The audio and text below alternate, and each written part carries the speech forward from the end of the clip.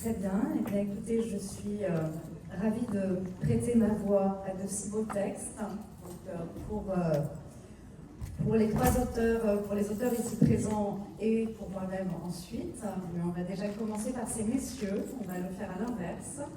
C'est la modernité. Donc là, je commence par les hommes. Par contre, je ne sais pas par lequel je commence. Est-ce que vous avez une préférence, messieurs? Je commence par quel texte? Eh bien, d'abord, Pierre, Michel. On va le faire dans cet ordre-là. Ok, très bien. Alors, donc je vais d'abord vous lire des extraits des poèmes de Pierre Esch-Ardour. Ça s'appelle donc, le recueil s'appelle L'imprédictible livre, publié aux éditions Floem en juillet 2025. Donc Pierre Esch-Ardour, qui vit à Sète, nous propose un recueil réunissant trois livrets titrés Polyphonique offrande, L'imprédictible livre et Monade originelle. Polyphonique offrande est un chant plénier à 6 voix qui soulève le leitmotiv originel où naît le berceau de l'histoire humaine.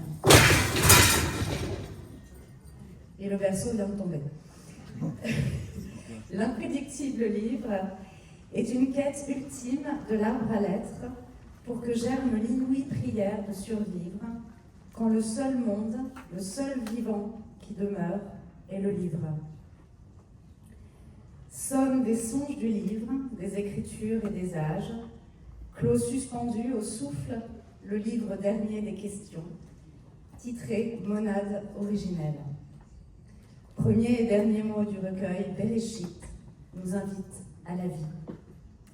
Le recueil est en vente à la table des éditions Le Vent et vous sera dédicacé par Pierre, évidemment. Mais avant ça, je vous en lis quelques extraits.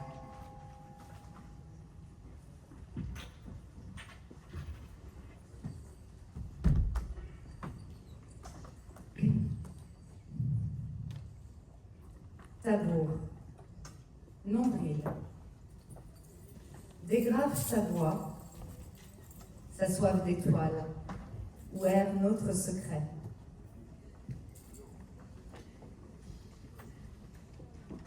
Tabour, sur les cendres du silence, nous abreuve le rêve.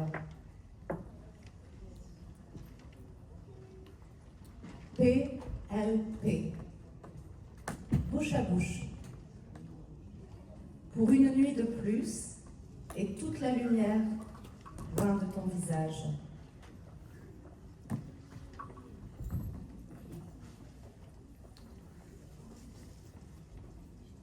Sode, secret, j'adore ce mot. Ça c'est pas dans le texte, c'est moi qui l'ai rajouté. Enfant du nom des lendemains, passeur de l'autre bord, entre vide et absence, éclair enténébré, la pénombre, l'exil.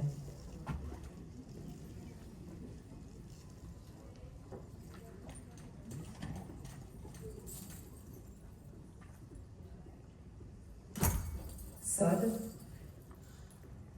renaître dès l'origine du passé, esquisser la trouée en le verbe reflet, agréger les hiatus d'éclipse à soi, affilier enfin les crocs de liberté.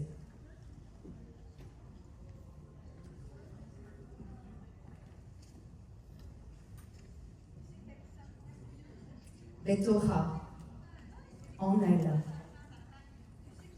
dans la réminiscence, à la dénudée clarté, à l'ardente mer, à la terre brûlée, de la veine du silence à mes lèvres suprêmes, envahit l'oubli au galop, le ciel. Bereshit, au commencement de mon désert au vide, ouverte au soleil, des resserrées rues aux étanches portes, des closes fenêtres au silence des heures, pèse lesté de bleu l'immobilité du vent.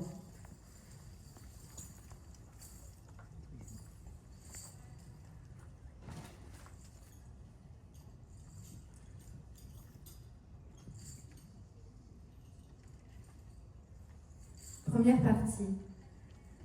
Serons-nous en le livre?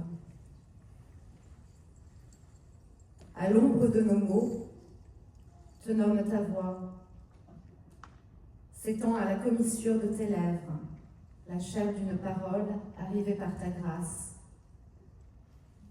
Vocable pénétré de ciel, fébrile souffle aux vitales résonances. Près de toi s'accorde au vide mon premier appel. Dès la lumière d'absence m'apaise l'encre de ton silence. En chaque orale syllabe. Aux sémiotiques sources s'exilent nos âmes. En l'effeuillement du livre à écrire, en connaissons-nous l'histoire et ses personnages? Les nuits et les matins où nous égarerons l'un semblable à l'autre, d'arbre en arbre. Le tien éveille ma vie.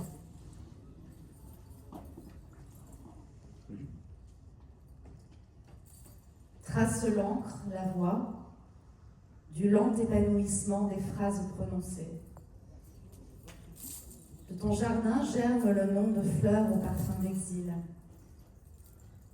Depuis le monde des pierres témoigne le vent, la jouvence, que le ciel ensemencera sur nos silencieuses pages.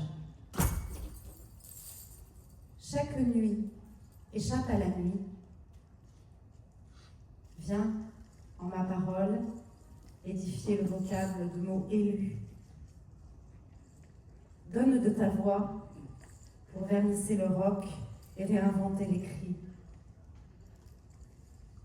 Survivra en nos mots la source d'exister, débondant l'alphabet pour émanciper la parole. Dans l'inflorescence d'épis m'échappe solaire ce mot, témoin des grains de ciel. Vers toi saura-t-il trouver la nourrice de son lait? Patience, blanche. Les pages quêtent l'encre désaltérante.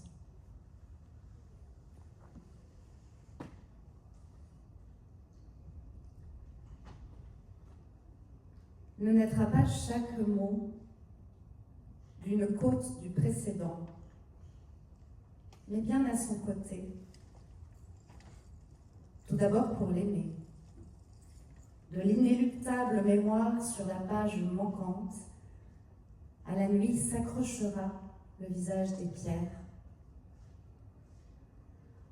Or, notre livre, embaumé de ses draps, se levera en les pages ta voix au premier mot acquis à l'insonorité. N'aie pas oublié le silence. Ouvriront tes mains le livre par-delà le livre, révélé par ta bouche, en chaque page, éclora ton visage, au-delà des poèmes.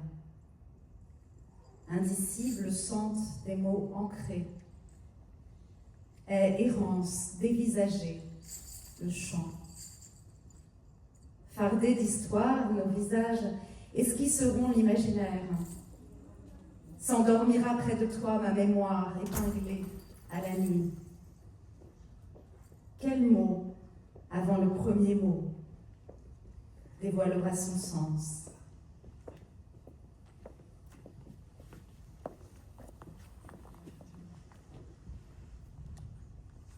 De tes mains cueillies, chaque lettre composera un murmure de paroles identifiées à la vie. Se parleront à eux-mêmes les mots pour Louis, qui saura les discerner, réparer.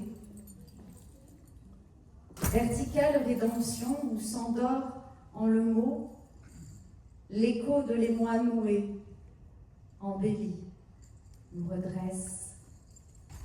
la poésie des vents, pour suspendre nue la sève du temps vécu. Ne ferme pas le livre, d'où s'échappent des pages. La sente du désert et d'exil, sur l'inconnu visage d'une page, se révèle l'inépuisable liminaire, l'incessant questionnement. Dans les gras de nos mots, subsiste, fragile, au firmament de notre souffle, l'arôme épicé de l'exquise ville de lumière. Du cœur de chaque pierre issue de nos poitrines, attachés, nous survivrons l'un à l'autre pour briser l'éclair. Au livre de nos langues, aucune ne sera en l'ombre de l'autre.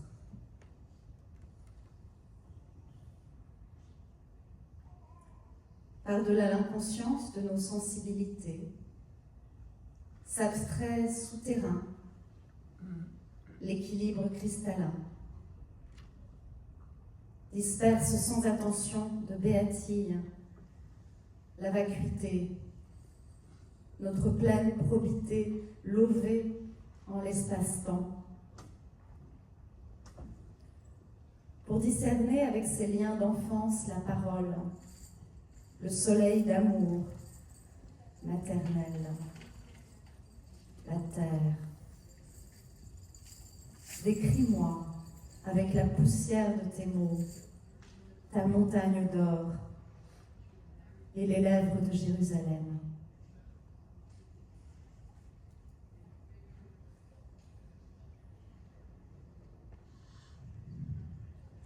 Sur la diaphane page, guide ton empreinte, la boussole du silence.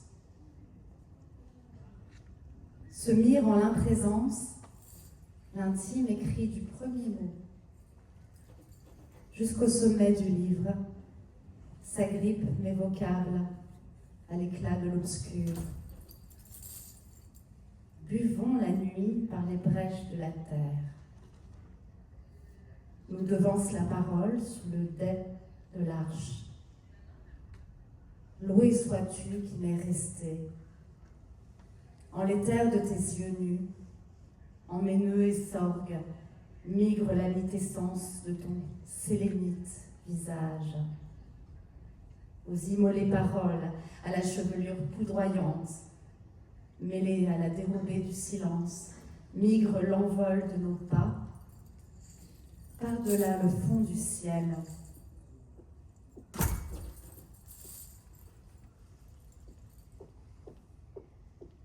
Et un dernier, de Pierre. Oh,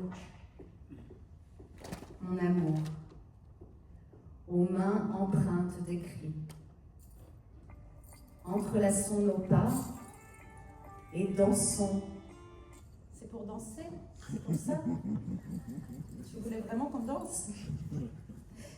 Bon, je reprends. Oh mon amour, aux mains empreintes d'écrit, entrelaçons nos pas et dansons.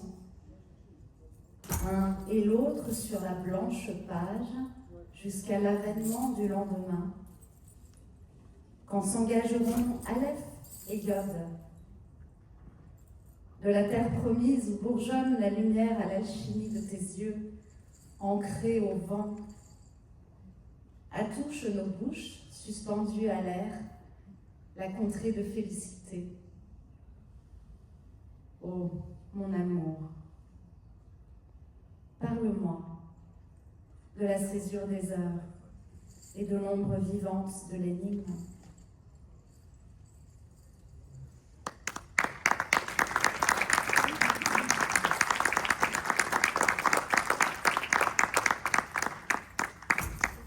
Merci. Je continue ou les auteurs veulent faire une petite interruption? Non. Très bien. Alors, Michel. On va lire Michel et également Rony Sommeck, puisqu'il y a deux auteurs dans ce livre, Contre-champs et Poèmes complices, publiés aux éditions Le Vent en novembre 2025. Le poète israélien Rony Sommeck et le montpelliérain Michel Eckart-Elial, son traducteur, ont uni leurs plumes pour nous proposer une comptine, un conte poétique.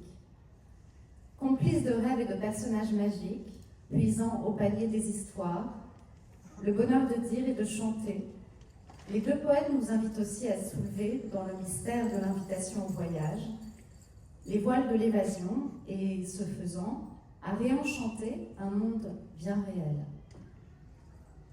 On se souvient des mots de Théodore Herzl quand il imaginait la création de l'État d'Israël.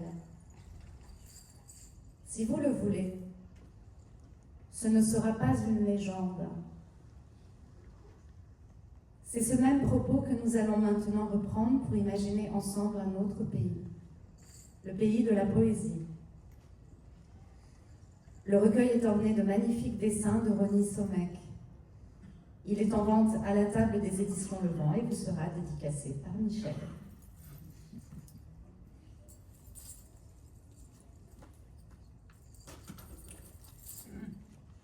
Alors, on commence par les poèmes de Rony Sommeck.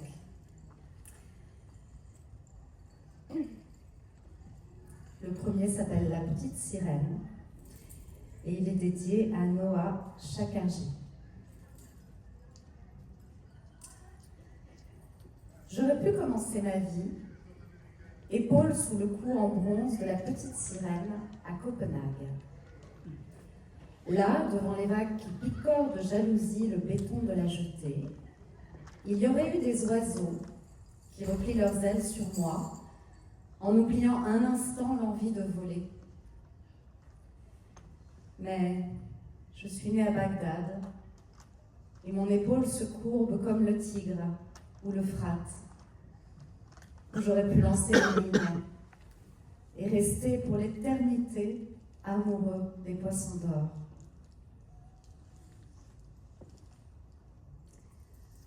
Le Petit Prince, pour Guidon Tykocki. Si l'avion d'Antoine de Saint-Exupéry ne s'était pas écrasé, peut-être que le Petit Prince aurait eu un frère, qui aurait ôté tout plaisir pour la rose. Il aurait empoisonné les pluies et appris au renard que c'est juste là qu'il faut boire.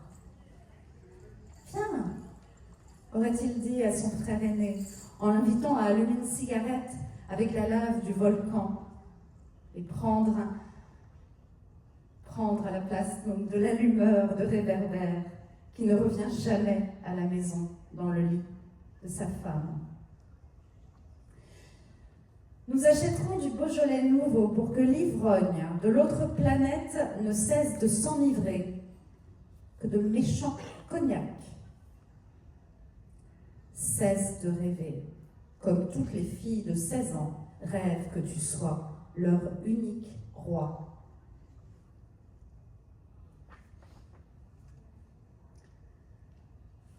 Le chat botté, pour Yigal Schwartz. Dommage que ce soit un chat, et non pas une chatte.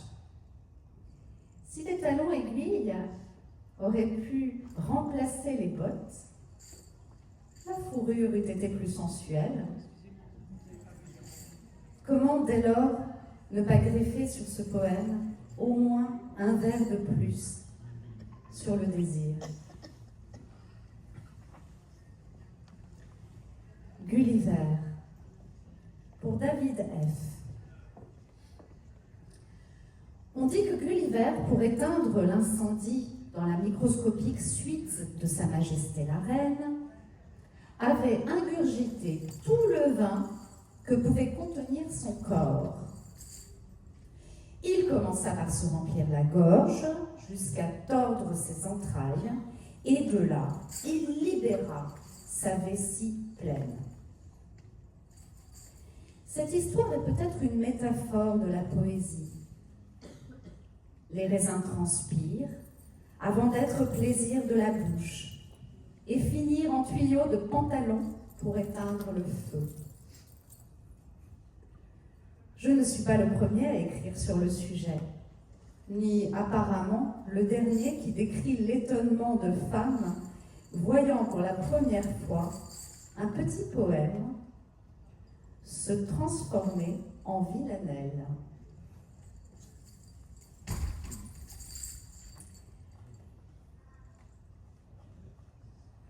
Place au poème de Michel Eckart-Elial, ici présent. Le tunnel. Y aura-t-il encore d'autres matins où on recommencera à exister et à imaginer d'autres matins qui naissent des tunnels de la nuit? Quel cercle de feu et de fer étrangle les soleils de minuit sous d'épaisses forêts de silence? Quand ils eurent dansé, ils recherchèrent les traces de leurs rêves, enterrés comme les mains de la vie. Charbon était devenu leur frère. Comment commencer une nouvelle danse sans leurs mains et leurs jambes brûlées? Ils n'arrivèrent jamais à la maison, dont les murs devenus cercueils de pierre, devant le cri du matin et la lumière des ténèbres.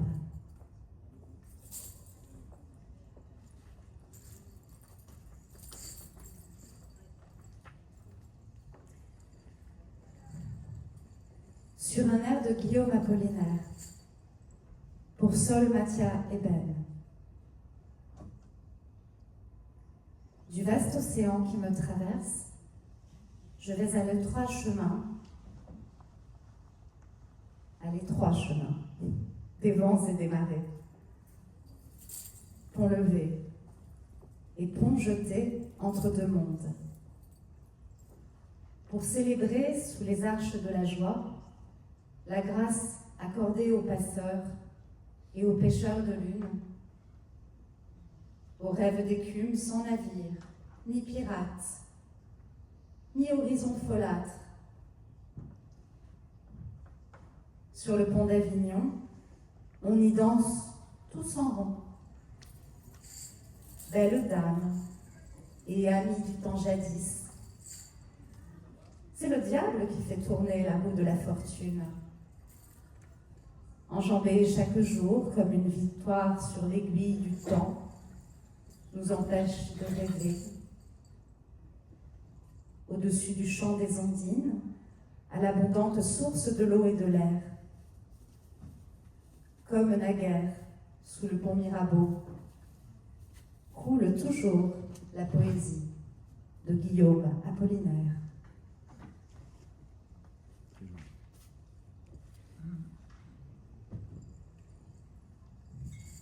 Petite histoire de Myriam et de la lumière. Pour Carmi.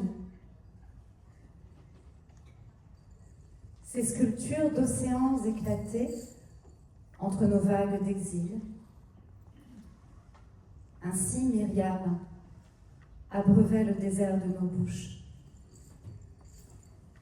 Dans quel puits as-tu porté le secret de la langue ancienne pour que ton nom glisse comme une aile sur la tempe des jours? Tu étais la sœur de l'eau et de la terre, qui dans mon ciel fracassé a réparé la lumière. Au commencement du premier mot qui a fleuri pour éclairer la terre.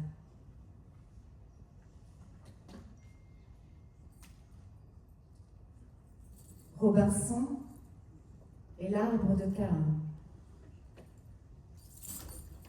Pour Nov et Ataï. L'île de Robinson n'est pas le pont étroit du bout du monde, où la race des hommes sauvé d'un naufrage de cristal, vit dans une autre langue. L'exil inséparable de l'espoir. Comment faire mes adieux au vieil océan de l'histoire, sentinelle du jour et de la nuit, pour sortir de la caverne sous une pluie de soleil et redevenir en échange d'un peu d'or un homme juste dans l'île, sous l'ombre de l'arbre de Caïn.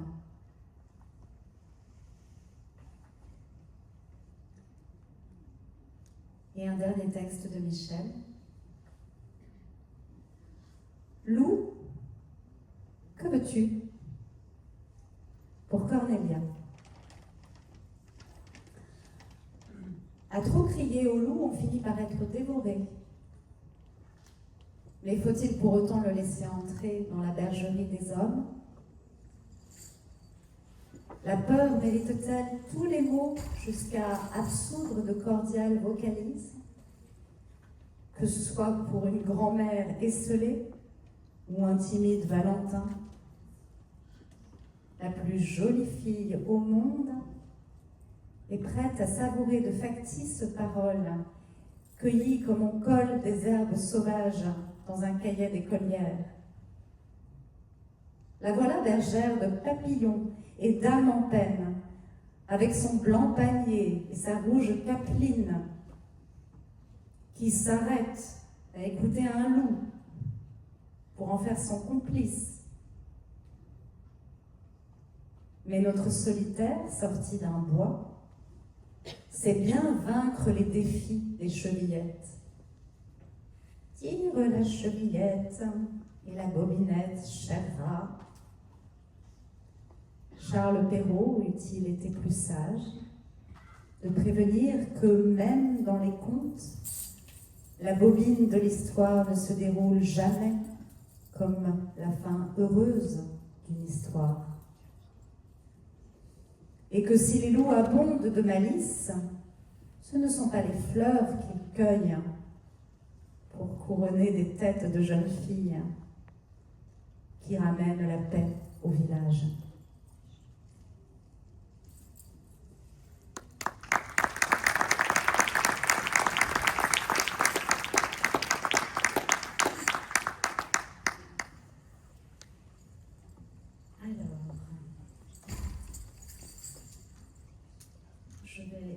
Saïd. Présenter Saïd, à faire une présentation. Saïd lira ses propres textes, donc je vous lis juste quelques extraits de la préface de son livre qui a été écrit par Marc Wetzel. Qui est là. Et après, Saïd lira ses textes, et après je reviendrai pour vous lire un texte de mon livre, peut-être deux, mais on verra selon le temps. Mais en tout cas, au moins un, ça c'est certain. Mais d'abord, le livre de Saïd. C'est un recueil conçu sur un lit d'hôpital, dicté au téléphone par quelqu'un de très affaibli. Une main malade risque d'être perdue. Ce n'est donc pas un texte drôle, divertissant. Ce n'est pas l'heure d'avoir de l'humour, de feindre de se réjouir, de rire ou de faire rire. Car ce qui arrive, c'est la fin. Alors c'est grave, et le ton est grave. Ce n'est donc pas non plus un texte virtuose, mais un texte laborieux et modeste. Car survivre est un travail, et cette survie s'obtient de justesse. Et enfin, ce n'est pas un texte achevé, définitif. C'est le contraire d'un testament. Parce que dans un testament, il n'y a pas de point de suspension, et il n'y a pas d'image. Là, il y en a. Le texte hésite sans cesse. Et des calligraphies s'offrent comme des appuis, des haltes, des sortes de garde-à-vous rassurants pour une pensée dont les mots, eux, courent dans tous les sens. Ils risquent de s'égarer et de tout perdre. C'est donc un livre tragique. Le corps lâche prise, il ne peut plus assurer. La machine à vivre se grippe et s'enraye. Et comme un corps est le seul moyen d'être au monde, quand le corps perd tous ses moyens, adieu le monde. Tragique, mais noble. Noble car le corps signale que chargé normalement de nous défendre de tout, il ne peut cette fois même plus se défendre de lui-même. Et voilà que Saïd Sayag, loin de lui en vouloir à ce corps, le comprend. Il comprend que son corps était resté dans l'ombre et que la maladie est justement le moment où le corps ne peut plus rester dans l'ombre. La structure anonyme se réveille, se dévoile, s'expose et la salle des machines ne peut plus être traitée en passager clandestin. L'écrivain calligraphe, noblement, sait qu'il devait tout à sa main et que sa main, elle, devait tout à son corps et que ce corps le fonde et le dépasse. La noblesse, c'est alors la fidélité à ce qui nous fonde et l'hommage rendu à ce qui nous dépasse. Noble veut dire bien né, et ce texte est vraiment bien né. Il est là où la valeur et le mérite se trouvent, dans la souffrance, dans l'urgence, dans la gratitude, dans la confiance. Ce livre est profond, car c'est justement cette ombre difficile que ce texte chante et que ces calligraphies célèbrent.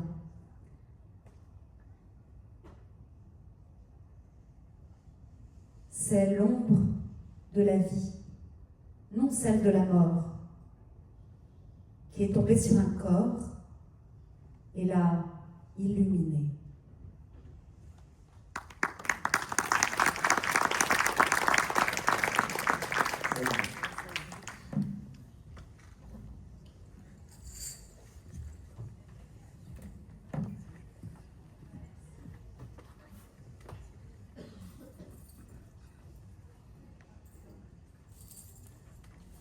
Alors, je rappelle que le texte est bilingue, il est en arabe et en français. Plus près des micros. Je vous demanderai de me pardonner si je lis quelques textes en arabe. Au contraire. Je serais très heureux d'entendre la musicalité. Merci beaucoup.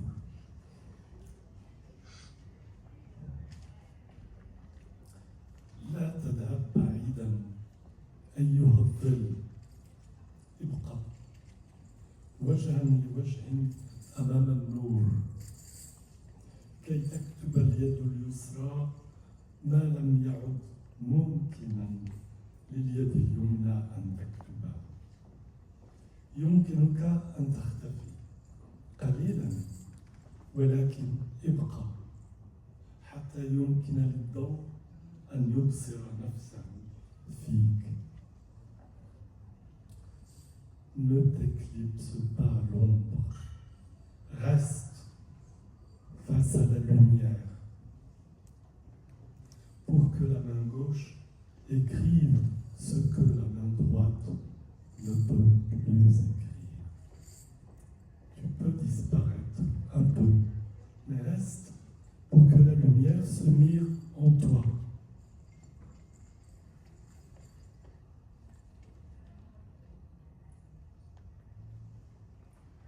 Au crépuscule, je sens que je ressemble à mon ombre. Et je sens que le souffle discret s'immisce dans les vestiges de la main morte. Pour ressurgir dans ce qui sera la main survivante. Je revois sans trembler, ramper les vieux rêves noirs comme des serpents qui vont se cacher sous l'ombre glacée. Je n'en ai aucune crainte. Les cauchemars et les rêves sont les deux faces de la même ombre.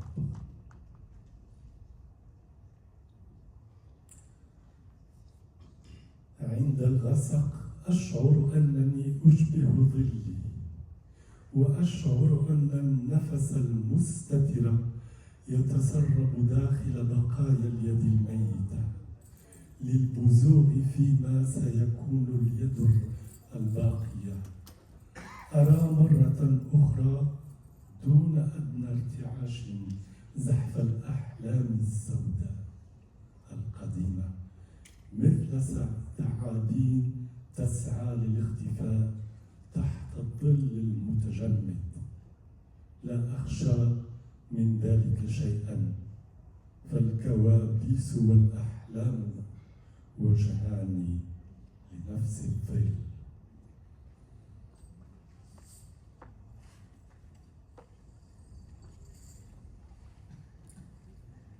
Le pied nomade quitte la terre et laisse ses racines se dessécher. Dorénavant, il est à la recherche de lui-même. Comme l'arbre, il cherchera de nouveau à refaire racine. Les souches mettent du temps à trouver leur place et pactiser avec la terre.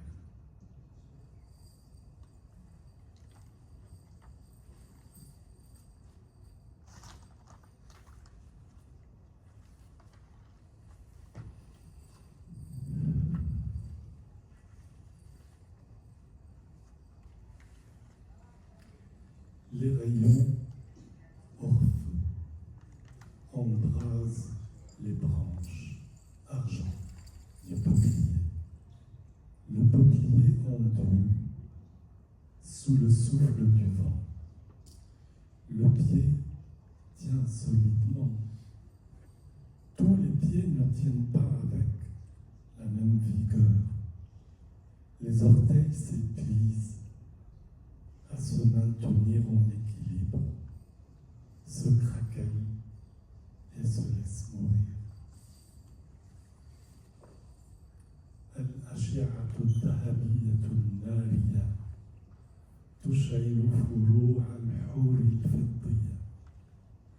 الحور يتموج تحت تأثير نسمات الريح والقدم بقوة تتمسك بالأرض. كل الأقدام لا تتمسك بنفس القوة والأصابع تنفذ طاقتها وهي تحاول الصمود متوازنة فتشق وتسلم نفسها للموت.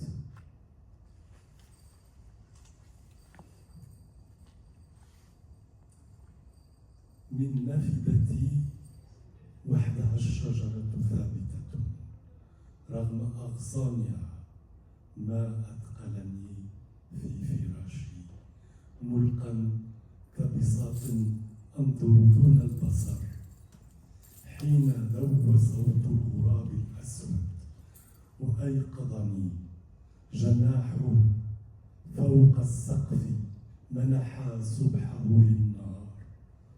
حبذا لو ما بلغت الكلمات المساء إلا إذا رسمت هذا اليوم بالبياض فوق زجاجة نافذة.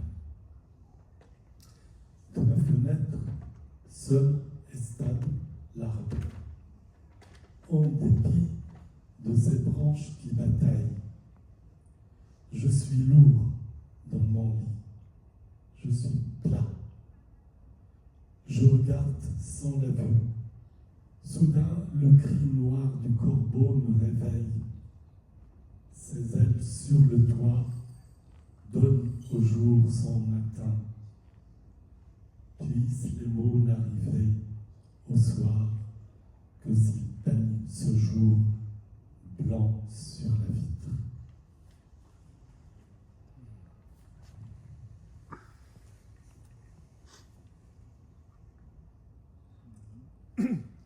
أحي هو ذلك الطير الذي يقفز فوق غصني أهوى ورقة نسيها فصل الشتاء ورقة صفراء لا تتحرك ينزل الصقيع من السماء البيضاء ولا ريشة واحدة تتحرك تتمايل الشجرة لتزيح ما يزعجها والجسم الصغير الضعيف ثابت فوق الغصن المرتعش الصقيع الجامد يغطي الشجرة بسواد الليل والطير ورقة ميتة لا تغرد.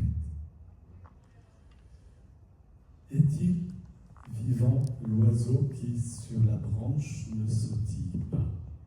Est-il feuille que l'hiver a oubliée, feuille pâle qui ne frémit plus? Le froid descend du ciel blanc, aucune plume ne bouge. L'arbre se balance pour se débarrasser de ce qui le gêne. Le petit corps fragile tient sur la tige qui s'agite. Le blanc froid enveloppe l'arbre de la noire nuit. L'oiseau des feuilles mortes qui ne chantent plus. Merci.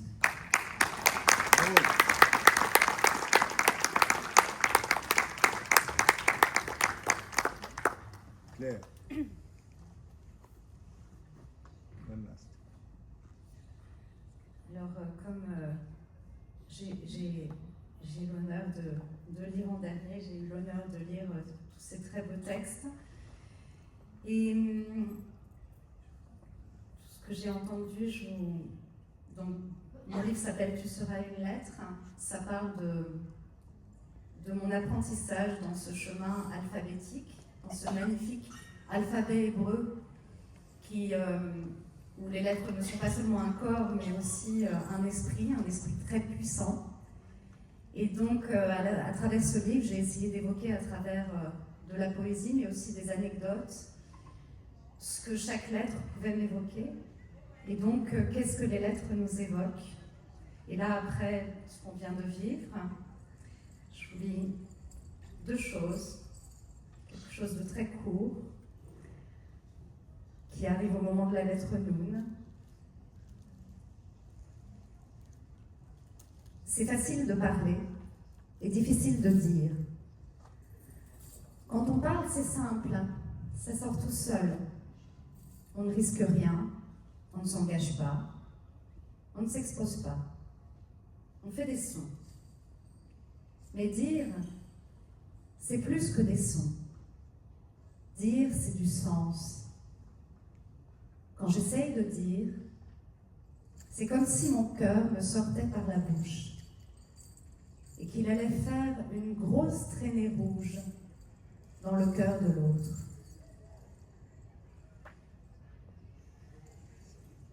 Et donc, puisque j'ai aussi l'honneur d'être la seule femme au milieu de ces hommes talentueux, je vais lire un texte de femme.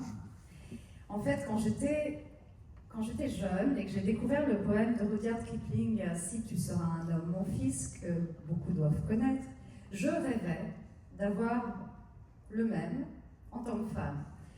Sauf qu'à l'époque, je ne pensais pas que j'allais l'écrire.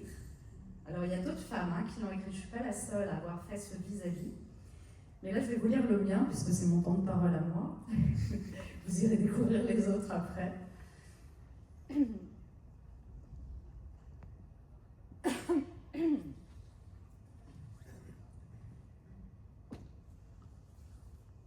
Si tu peux voir l'amour dans l'ombre de la haine, caressée chaque jour d'une flamme sereine. Si tu peux ne jamais t'aveugler de colère et embrasser le mal au plus haut de l'hiver. Si tu peux faire ouvrage de toutes les chutes, être au cœur de tes fautes, aussi tendre que juste. Si des juges assoiffés, tu peux te défaire et garder ta confiance absolue et sincère. Si tu peux être fier de ton âme fragile, des blessures et chaos, de tes failles dociles, et apparaître nu au monde déguisé, avec force et sagesse, en pure vérité. Si tu peux être en joie, si tu peux rester vive, quand le cynisme luit, quand les rancœurs dérivent, si tu peux accueillir du plus simple sourire le monde tel qu'il est, de son meilleur au pire, si tu peux toujours sentir la grâce des êtres jusqu'aux plus basses vies où l'orgueil règne en maître, et rallumer la paix qui frémit sous les guerres, jusqu'au bout de tes nuits, jusqu'au fond du tonnerre. Si tu peux vivre la perte sans te perdre toi-même, rester seul, rester libre aux heures les plus blêmes. Si tu peux tout changer, sans avoir peur du vide, avancer dans ta vie, au-delà de ses brides. Si tu peux rêver loin, jusqu'à oser éclore, et de toute ta voix soulever les aurores. Si tu peux te donner à l'audace du ciel en ouvrant ton courage au berceau de tes ailes, alors ton étoile te dira qui tu es. Tu seras la clarté qui veillait en secret. Tu seras l'éternité qui brille. Tu seras une femme, ma fille. Bravo, bravo, Merci.